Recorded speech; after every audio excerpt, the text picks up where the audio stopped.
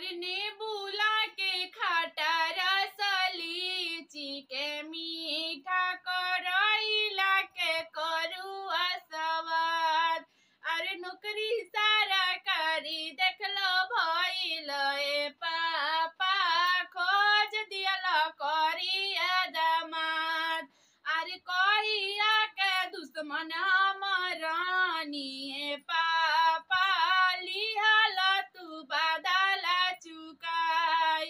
अरे नौकरी सरकारी देखलो भइल ए चाचा खोज दियल करिया दामाद।